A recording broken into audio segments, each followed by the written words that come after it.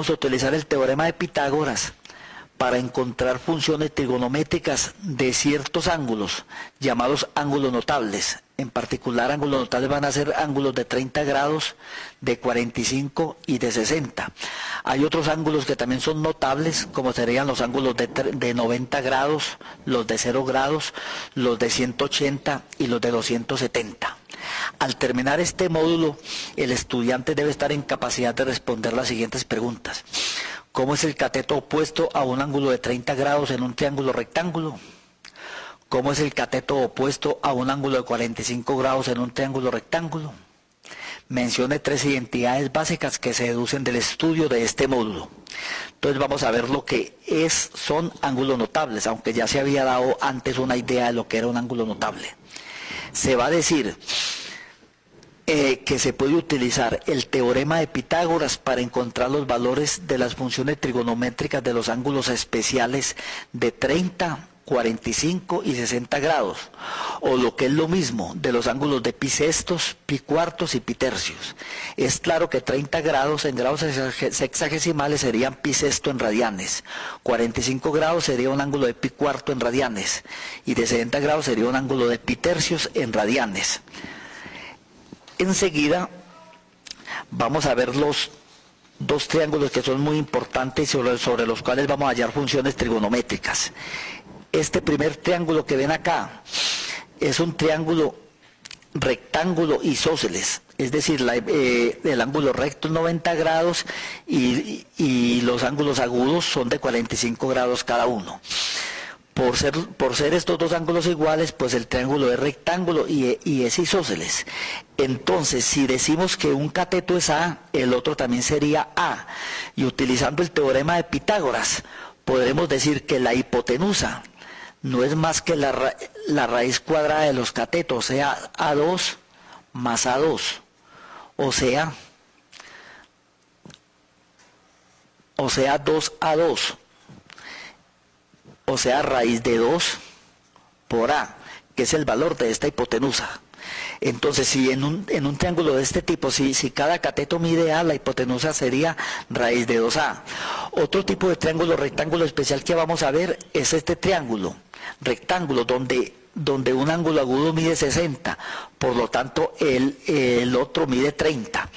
Hay un teorema fundamental de la geometría euclidiana que dice que si un triángulo rectángulo tiene hipotenusa A y un ángulo agudo mide 30, entonces el lado opuesto a ese ángulo agudo tiene como medida la mitad de la hipotenusa. O sea que si esta hipotenusa es A, su lado opuesto es A sobre 2. Y utilizando el mismo teorema de Pitágoras, podemos demostrar que si esto es A y esto es A sobre 2, este otro cateto sería raíz de 3 sobre 2 por A. Estos dos hechos los vamos a utilizar para hallar las funciones trigonométricas de los ángulos de 30, 45 y 60 grados. Bueno, en los dos triángulos anteriores, tal como se dijo, se han tenido en cuenta las siguientes propiedades. En un triángulo rectángulo isósceles, los catetos son iguales. De otra parte, en un triángulo rectángulo con ángulos interiores de 30 y 60 grados, el lado opuesto al ángulo de 30 grados tiene por longitud la mitad de la hipotenusa. Vamos a utilizar ese hecho para hallar las funciones trigonométricas de un ángulo de 30 grados. Vamos a hacerlo. Entonces vamos a hacer lo siguiente, vamos a dibujar un triángulo rectángulo donde este ángulo mide 30 grados. Es claro que si esto mide 30 y este lado y esta hipotenusa es A, pues esta distancia es, este cateto mide A sobre 2. Y por lo tanto este cateto sería, hallemos la longitud de este cateto. Sabemos que es raíz de 3 sobre 2 por A. Pero se puede hallar sabiendo que este cateto al cuadrado es A al cuadrado menos A sobre 2 al cuadrado, y el resultado sería esto. Bueno, nosotros vamos a saber lo siguiente: el seno de 30 grados está definido como lado opuesto, que es A sobre 2, sobre hipotenusa, que es A. Este resultado es un medio. O sea, el seno de 30 grados es un medio, o sea, 0.5. Bueno, vamos a ver qué sería coseno de 30 grados. Coseno de 30 grados sería lado adyacente, o sea, raíz de 3 sobre 2, A, sobre la hipotenusa que es A. Esto sería raíz de 3 sobre 2. Bueno, tangente de 30 grados se va a definir como lado opuesto, que es A sobre 2, sobre el lado adyacente, que es raíz de 3 sobre 2 por A. Este resultado, cancelando acá, sería 1 sobre raíz de 3, o lo que es lo mismo, racionalizando, raíz de 3 sobre 2. La cotangente de 30 grados, el lado adyacente sobre el lado opuesto, o sea, raíz de 3 sobre 2, A sobre A medios, sería raíz de 3. Bueno, aquí, perdón, en tangente de 30 grados es 1 sobre raíz de 3, racionalizando sería raíz de 3 sobre 3. Bueno. La secante de 30 grados. La secante siempre es el inverso de la función coseno. Si el coseno de 30 grados es raíz de 3 sobre 2, secante de 30 grados sería 2 sobre raíz de 3. Y racionalizando, se obtiene que sería 2 raíz de 3 sobre 3. Por último, cosecante de 30 grados es la razón inversa del seno. Si el seno es un medio, entonces la cosecante de 30 grados sería 2. Es bueno ver que estas funciones trigonométricas están definidas como razones entre catetos e hipotenusa de un triángulo rectángulo cualquiera. O sea que estas funciones de 30 grados se mantienen invariantes ante cualquier valor que tengan los catetos o las hipotenusas de cualquier triángulo. Van a ser cocientes entre estas expresiones, o sea que, y el resultado no va a depender del valor particular que tenga en un triángulo cualquiera la hipotenusa o el cateto. Esas son las funciones de 30 grados. Vamos a deducir las funciones de 60 grados. Tienen una similitud a lo que son las funciones de 30 grados. Aquí sería 60 grados. Es claro que si esto es 60 y esto es 90, es claro que este ángulo tiene que ser 30. Y por lo tanto, si esto es A, es claro que el ángulo opuesto, el cateto opuesto al ángulo de 30 grados tiene que ser A medios. Entonces, en este caso, este otro cateto sería raíz de 3 sobre 2 por A. Tendríamos entonces que el seno de 60 grados es raíz de 3 sobre 2 por A sobre A, o sea, raíz de 3 sobre 2. Bueno, el coseno, va corriendo para acá un poco, el coseno de 60 grados va a ser lado adyacente, que es A sobre 2 sobre hipotenusa que A, o sea, un medio. La tangente de 60 grados no va a ser más que el lado opuesto sobre el lado adyacente, que es A medios, y el resultado de esto es, perdón, de una vez, esto es raíz de 3. La cotangente de 60 grados no es más que el lado adyacente sobre el lado opuesto, que es raíz de 3 sobre 2 A. El resultado sería 1 sobre raíz de 3, o sea, raíz de 3 sobre 3. La secante de 60 grados es el inverso de la función coseno de 60, o sea que es 2. y la cosecante de 60 grados es la inversa de la razón que da el seno de 60, o sea 2 sobre raíz de 3, o sea 2 raíz de 3 sobre 3. Bueno. Por último, vamos a ver las funciones de 45 grados. Las funciones de 45 grados serían las siguientes. Es claro que si esto es 45 grados y esto es A, bueno, utilicemos mejor esta notación que es más cómoda. Perdón. Si esto es, no es que la anterior esté mala, sino que es más cómodo utilizar esta notación. Tenemos este triángulo rectángulo donde esto mide 45 grados y este cateto mide A y por lo tanto esto mide A por ser un triángulo isósceles. Esto sería, esta hipotenusa sería A al cuadrado más A al cuadrado. Su raíz cuadrada daría raíz de 2A. Eso mediría la hipotenusa. Es claro entonces que seno de 45 grados es A sobre raíz de 2A. Es claro que es 1 sobre raíz de 2. Por tanto es raíz de 2 sobre 2. Raíz de 2 sobre 2. Bueno.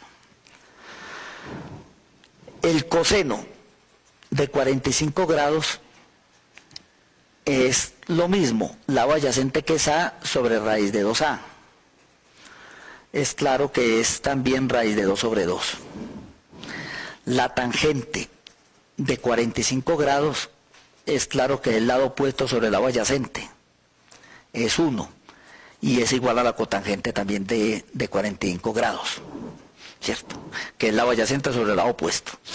La secante de 45 grados es el inverso de la función coseno, o sea 2 sobre raíz de 2.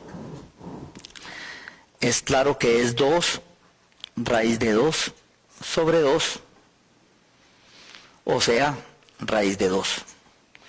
Y similarmente, y por la misma razón, la cosecante de 45 grados también sería raíz de 2. Bueno, vamos a ver enseguida, en este tipo de triángulos, algunas identidades fundamentales que van a servir para módulos y capítulos subsiguientes. Vamos a dibujar un triángulo rectángulo cualquiera, donde por decir algo esto es A, esto es B, esto es C y esto es un ángulo alfa. Es bueno decir que lo que vamos a deducir acá, que se llaman algunas identidades trigonométricas, van a ser válidos para cualquier valor de alfa, cuando hablemos de una trigonometría, que ya no es la trigonometría del triángulo rectángulo, sino la trigonometría del círculo. Esta trigonometría que llama trigonometría del triángulo rectángulo es un caso más bien como particular de un caso más general de la trigonometría, que es la trigonometría del círculo. Pero vamos en base a eso deducir algunas identidades fundamentales. Comencemos con la más importante. Esta que nos dice, según el teorema de Pitágoras, que A2 es B2 más C2. O sea, hipotenusa al cuadrado es la suma de los cuadrados de sus catetos. Vamos a hacer lo siguiente. Todas estas expresiones vamos a dividirlas por A2. Esta igualdad la voy a dividir aquí por A2, y aquí la voy a dividir por A2, y aquí por A2. La igualdad se conserva, esto no cambia. Es claro que esto, por lo tanto, es 1. Y B2 sobre A2, yo lo puedo escribir como B sobre A al cuadrado. Y C2 sobre A2 lo puedo escribir como C sobre A al cuadrado. ¿Qué obtuve ahí? Obtuve que 1 es igual B sobre A, lado opuesto sobre hipotenusa, no es más que el seno de A al cuadrado, que se denota seno cuadrado de alfa. Se denota seno cuadrado de alfa, o lo mismo, seno de alfa al cuadrado. Y C sobre A al cuadrado sería coseno de alfa al cuadrado. Esta es como la identidad fundamental y la más conocida en trigonometría, que para cualquier ángulo alfa, seno cuadrado de alfa más coseno cuadrado de alfa es igual a 1. Esto tendría muchas variantes. Por ejemplo, seno cuadrado de alfa. Por lo tanto, sería 1 menos coseno cuadrado de alfa. Y coseno cuadrado de alfa, por lo tanto, sería 1 menos seno cuadrado de alfa. Esa es pues como la identidad más importante, pienso yo, de esta trigonometría del triángulo. Pero hay otras más. Veamos, por ejemplo, estas. Volvamos a dibujar el triángulo en cuestión, donde esto es alfa, que esto es b, esto es c y esto es raíz de 2. Perdón, y esto es a. Esto es a. ¿Sí? No estamos en un ángulo alfa determinado, sino ángulo alfa cualquiera. A, b y c. Tenemos esto también. Tenemos entonces que A2 es B2 más C2. Entonces pensemos en lo siguiente. En A2 igual a B2 más C2. Dividamos, en vez de dividir por A2, dividamos por B2.